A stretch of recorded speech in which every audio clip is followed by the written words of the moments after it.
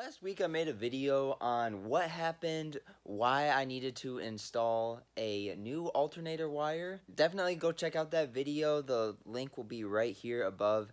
It's pretty embarrassing what I did, and also go check it out so then you can see what the fried alternator wire looked like. It's pretty nasty, pretty bad. But anyways, to locate the alternator wire, find the relay starter solenoid. It's mounted on the passenger side of the car on the fender, and it has a little nut right here, and it runs down underneath this hose right here and down into the engine bay onto the back of the alternator right there, right where that little nut is. And that will take a 14mm socket. Really, that's all there is to it. It just takes a 14mm socket.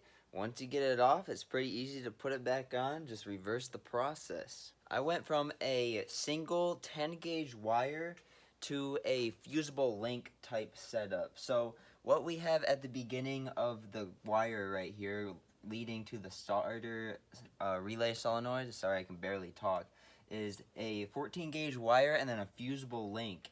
And then what is hooked up to the fusible link is a 12-gauge wire that leads down to the alternator. And the reason why I did this, I watched a lot of videos explaining why it is a good idea to put a fusible link in your classic car. The main purpose is it's supposed to fry the fusible link. I'm so sorry, I'm at a loss for words right now. I know it doesn't make much sense what I am saying, but long story short, the fusible link is supposed to burn up if something were to go wrong, and it's supposed to prevent an engine fire, which I got this part for $5, and you know, for $5, that, why the heck would you not do this, you know?